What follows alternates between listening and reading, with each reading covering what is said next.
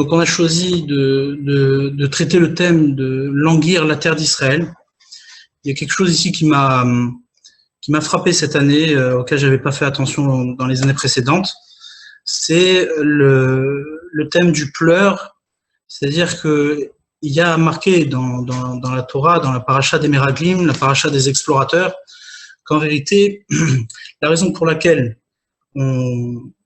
on est en deuil le jour de Tisha B'Av, s'il y a eu la destruction du premier temple, s'il y a eu la destruction du deuxième temple, et s'il y a eu toutes les catastrophes que le Klal Israël a pu subir pendant toutes ces années d'exil, en réalité, la raison est la faute des explorateurs. C'est-à-dire que les Béné Israël ont refusé de rentrer sur la terre d'Israël parce qu'elle ne leur convenait pas. Et là, il s'est passé quelque chose de surprenant. Le Passouk témoigne que tout le peuple entier a pleuré cette nuit-là. Vaïfkou Am Balaylaou, c'est marqué dans la Torah. Et la Gemara dans Ta'anit va étudier ce Passouk et dire la chose suivante, chose très étonnante. Parce que vous avez pleuré, Bachitem Priya Shel China, vous avez pleuré pour rien. Alors, Ani Ekva Lachem Priya Ledorot, je fixerai pour vous un pleur pour toutes les générations. Et là, la question se pose, bien entendu, c'est que la punition qu'Hachem a donnée au clan d'Israël, c'est de pleurer pour toutes les générations. Voici le décret divin. Il n'y a pas eu ici quelque chose de précis, il y a eu quelque chose de très général, c'est tout simplement de pleurer. Alors la question qui se pose, c'est de savoir quel sens ça a, en quoi ça peut être une réparation, où ça va nous amener de pleurer. Quelque part, on aurait pu dire, bon, on va arrêter de pleurer et on va prendre les choses en main. Et donc se remettre à niveau. Et là, qu'est-ce qu'on voit? On voit qu'en vérité, Hachem nous demande de pleurer. Pas simplement nous demande de pleurer, mais nous force de pleurer. Et là, ici, il faut étudier, il faut approfondir la notion du pleur. Qu'est-ce que ça signifie? Pourquoi pleurer? Alors le pleur, c'est très simple. Le mot priya veut dire, on peut l'utiliser aussi pour dire perdu. Comme par exemple, Nevuchim em baaretz, ils sont perdus sur la terre. Ou bien on dit également un terme connu, Moré Nevuchim, le guide des égarés, le guide des gens qui sont perdus. En réalité, le pleur signifie un manque de vision. Je ne sais plus où j'habite, en d'autres termes. Même physiquement, on peut constater que pleurer, le pleur, les larmes cachent notre vision et nous empêchent de voir, nous empêchent de pouvoir continuer et pouvoir avancer. On ne sait pas où on va aller. Et en vérité, le pleur signifie le manque de makom, le manque de lieu. On ne sait pas où on est. On ne peut plus construire. On a un manque de vision, on est perdu. Et c'est ça que Hachem reproche au béni Israël. Il leur dit, mais attendez, vous avez pleuré pour rien. Pourquoi vous avez pleuré pour rien? Parce que vous aviez une terre. Moi, je vous ai donné une terre. Et je vous ai dit que cette terre, elle était bonne. Et vous réclamez. C'est-à-dire que vous n'êtes pas capable de saisir combien la terre que je vous propose est un bon endroit pour vous, pour vivre, pour accomplir la Torah et les Mitzvot, et en vérité vous découvrir. C'est ça la terre, c'est ça le lieu, c'est ça avoir un makom. Avoir un makom, c'est en vérité avoir un endroit dans lequel je vais pouvoir grandir, je vais pouvoir m'exercer, je vais pouvoir trouver ma place. Et là, qu'est-ce qui se passe? Hachem leur dit, mais vous pleurez sur l'endroit qui va vous faire découvrir votre place. C'est-à-dire que vous n'êtes pas conscient que vous avez un lieu. La Torah et les mitzvot, c'est-à-dire ce que vous êtes, parce qu'un juif, c'est un juif de Torah et de mitzvot, il n'y a pas d'autres juifs, eh bien, la terre que vous avez pour devenir ce juif-là, eh bien, vous la refusez. Et là, Hachem leur dit, bah, écoutez, vous savez ce qui va se passer, c'est que pour toutes les générations à venir, eh bien, vous allez proposer des endroits. Vous allez proposer des endroits qui vont être en contrepartie de l'endroit que je vous ai donné, et vous allez pleurer sur ces endroits-là. Ça va être votre éducation. L'éducation que vous allez avoir à travers toutes les générations, c'est de pleurer sur les endroits que vous allez construire, sur les endroits que vous allez espérer, parce qu'en vérité, ce ne sera jamais le bon endroit. C'est comme ça que Hachem prévoit de punir le clan d'Israël et de le ramener vers la terre d'Israël, c'est-à-dire la terre véritable, la seule terre, c'est-à-dire la terre proposée par Hachem directement au béné Israël. Voilà ce que signifie le pleur. C'est-à-dire, il faut être capable, le jour de Tisha B'Av, de pleurer sur tout ce qu'on a proposé, tous les intermédiaires et tous les remplacements de la véritable terre d'Israël. Si on est capable de pleurer sur les lieux qu'on propose nous-mêmes, alors à un moment donné, on va prendre conscience que le seul véritable lieu, c'est celui qui est proposé par l'ailleurs, proposé par Akadosh Baruch Hu. Et là, il y a quelque chose ici à approfondir.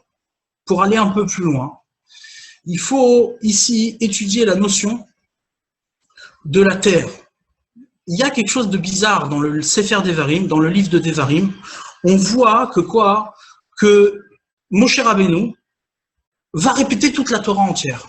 Et pourquoi il a besoin de répéter toute la Torah entière? Ça y est, on la connaît, la Torah. Et c'est très intéressant parce que cette répétition se fait sur deux axes. Premier axe, c'est la réprimande, c'est-à-dire qu'il va réprimander le clan d'Israël sur ses mauvais comportements. Torachot, on va réprimander. Dire voilà, vous êtes comporté comme ci, comme ça, etc. Il faut réparer, il ne faut pas continuer, il faut garder les mitzvot, etc., etc. Et le deuxième axe, et c'est ça toute la thématique du Sefer Devarim, c'est la terre d'Israël. La terre d'Israël est au centre de tous les problèmes du clan d'Israël. C'est-à-dire que quand on parle de la destruction du Beth Amikdash, certes, bien entendu, c'est le lieu le plus important d'Eretz Israël, mais au bout du compte, c'est en vérité notre manque, c'est-à-dire notre incapacité à se définir dans un lieu dans lequel la Torah et les mitzvot, c'est-à-dire notre identité, ce qu'on est véritablement, va exister, va prendre existence, va prendre racine. Et là, ici, on voit quelque chose d'extraordinaire. C'est-à-dire que le jour de Tisha B'Av est un jour extraordinaire, c'est-à-dire d'une dimension qui va au-delà du jour de Yom Kippour. La preuve en est, c'est que lorsque Moshe Rabbeinu descend avec les tables de la loi, les premières tables de la loi, les Béné Israël sont en train de faire la faute du veau d'or, ils brisent les tables, ils cassent les tables. Et là, les Béné Israël perdent les premières tables, et Moshe Rabbeinu entame tout un travail pour arriver au jour de Yom Kippour, où Hachem va accepter de donner les deuxièmes tables. C'est-à-dire que si on analyse, la faute est pardonnée, certes, mais on n'a pas pu revenir au niveau des premières tables. On est descendu d'un niveau. Donc on n'a pas récupéré ce premier lien intense avec Akadosh Baruch Hu. On est redescendu d'un lien. On est redescendu d'un niveau. Par contre, il est marqué que le jour de Tisha B'Av, normalement, si les Meraglim, c'est-à-dire si les 10 explorateurs n'avaient pas fauté, n'avaient pas dit du mal sur la terre d'Israël, et avaient encouragé le clan d'Israël à rentrer sur cette terre, à découvrir le véritable lieu de leur existence, eh bien, qu'est-ce qui se serait passé? On aurait réparé la faute du veau d'or. C'est-à-dire que la puissance du jour de Tisha B'Av est d'une puissance telle qu'on peut réparer la faute du veau d'or, chose que Yom Kippour ne peut pas faire. Et là, on découvre en vérité l'ampleur de la catastrophe. Lorsqu'on prend conscience qu'en vérité, ce qu'on a détruit, c'est notre capacité à revenir à la source, notre capacité à revenir à la première définition d'Israël, c'est-à-dire la définition d'Israël la plus parfaite. Réparer la faute d'Adam Arishon, revenir aux premières tables et dans un lien indestructible. Eh bien, on prend conscience du pleur. On prend conscience du pleur dans lequel on se trouve, cette détresse dans laquelle on est, c'est-à-dire exprimer notre manque de lieu. Un lieu qui peut nous donner existence et donner existence à ce qu'on est véritablement. Et c'est là tout le côté positif de Tisha B'Av. On pourrait croire, bon, mais c'est un jour, souvent, d'ailleurs, on aborde le jour de Tisha B'Av un peu avec l'angoisse. Ouais, on arrive le jour de Tisha B'Av, on ne sait pas trop quoi faire, on est un peu perdu, et puis c'est un peu rasera, donc on dit, mais c'est un jour où on essaie de faire passer le temps, et c'est un peu difficile. Mais en vérité, c'est un jour extraordinaire, c'est un jour où on peut tout réparer. On peut revenir même plus haut, on peut arriver à des résultats beaucoup plus grands que le jour du Yom Kippour. Quels sont ces résultats? Comment on y arrive? Eh bien, en vérité, au fond, en manifestant cette détresse dans laquelle on est, c'est-à-dire être capable de pleurer sur un non-lieu. C'est-à-dire, on est une identité, on est proche de la Torah et les mitzvot, mais on découvre qu'au fond, autour de nous, il n'y a pas d'endroit. On découvre autour de nous qu'il n'y a pas d'endroit qui fait place à cette Torah et ces mitzvot.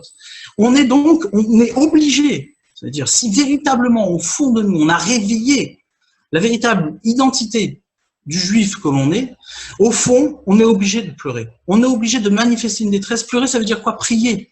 C'est pas pleurer sur son sort et dire c'est bon, c'est foutu. Non.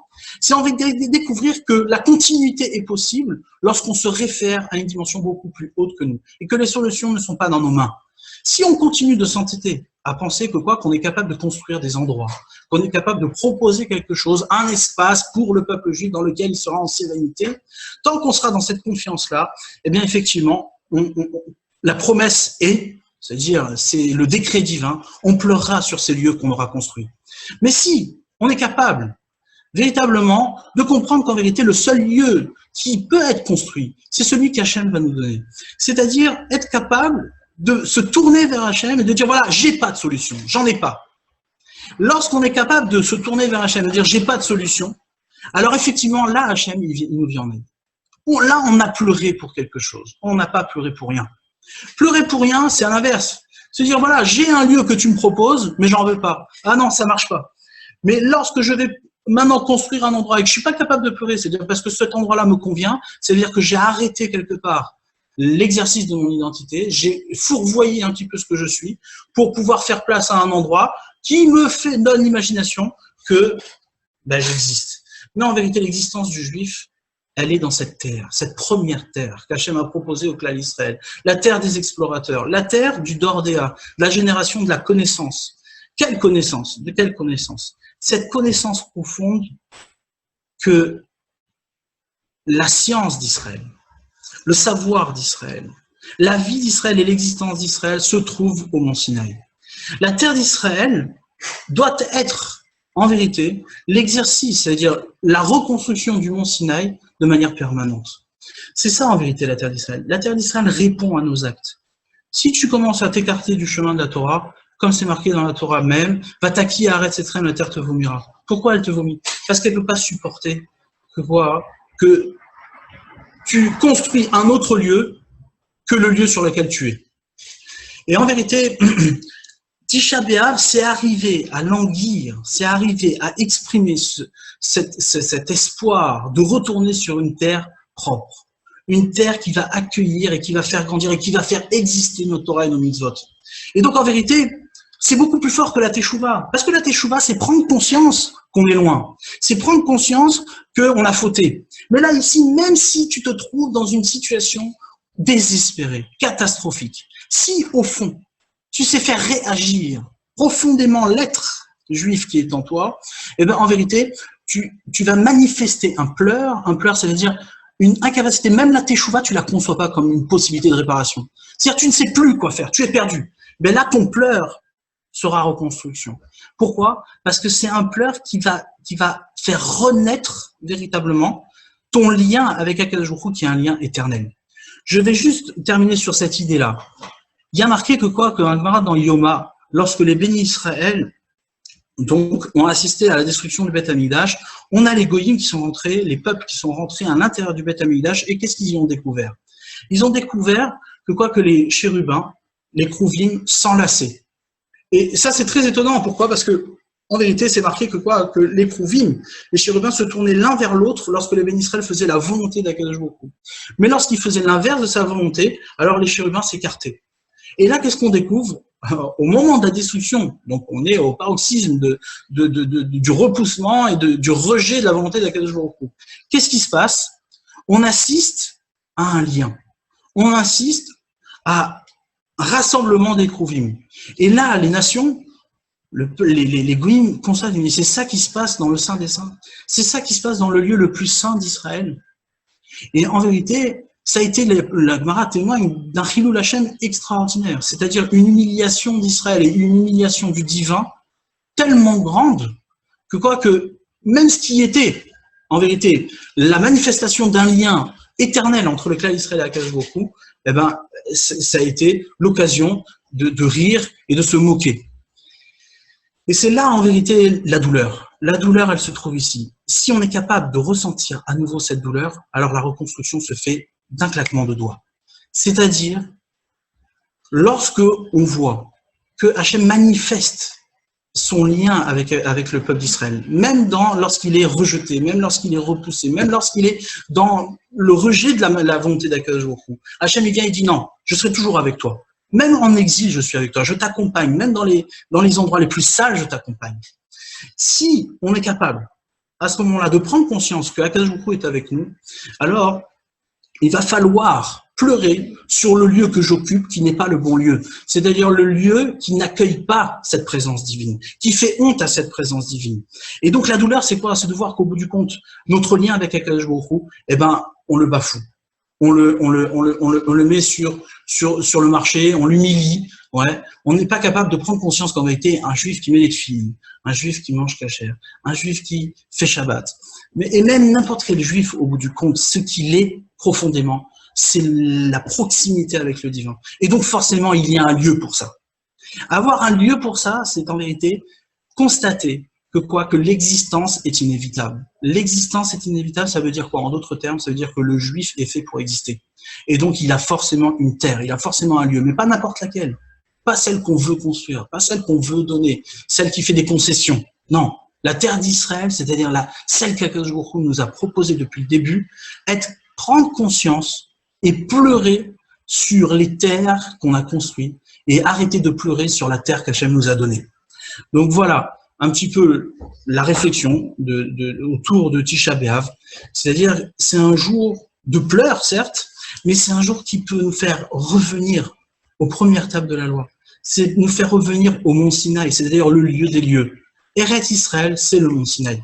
Le Kli Yakar, il ramène sur la paracha de Béar, il ramène qu'en vérité, lorsque la mitzvah de Jvit, de Shemitah, ouais, eh ben, en vérité, elle est calquée sur le mont Sinaï. La Torah a été donnée au 6e jour. Et il y a marqué qu'en vérité, pour arriver au don de la Torah, on a compté 7 semaines. Et la 7e semaine, le 50e jour, Hachem, il a donné la Torah. En vérité, lorsqu'on rentre en Eretz Israël, on a exactement le même chemin, le même parcours. On compte 1 année, 2 années, 3 années, 6 années, et la 7e année, c'est l'année de la Shemitah. Et on compte 7 fois 7 pour arriver au Yovel, à la 50e année. C'est-à-dire que la terre d'Israël répond exactement à ce qu'est le mont Sinaï. Israël est fait pour accueillir la Torah. Et donc forcément, ce lieu, il est inévitable. Il est là. La seule chose, c'est quoi? C'est qu'il faut arrêter d'espérer dans des lieux qui sont les artefacts d'Israël, ouais, et qui ne sont pas du tout les bons lieux. Et que le véritable lieu d'Israël, c'est celui qu'Hachem propose et qu'il a toujours proposé. Voilà, en vérité, le sens d'Israël. Tisha B'Av vient nous faire découvrir qu'en vérité, Israël n'a jamais changé. Il n'a jamais bougé. Il a toujours eu son lieu. La seule chose qui a bougé, c'est quoi? C'est notre vision. C'est-à-dire notre incapacité à voir. Arrêtons de pleurer sur les mauvaises choses et pleurons sur les bonnes choses. Donc Hachem Yazor, qu'Hachem nous aide à véritablement retrouver la clarté, la visibilité sur notre terre d'Israël et que on puisse assister prochainement à la reconstruction du Beth Amikdash. Bon jeûne à tous.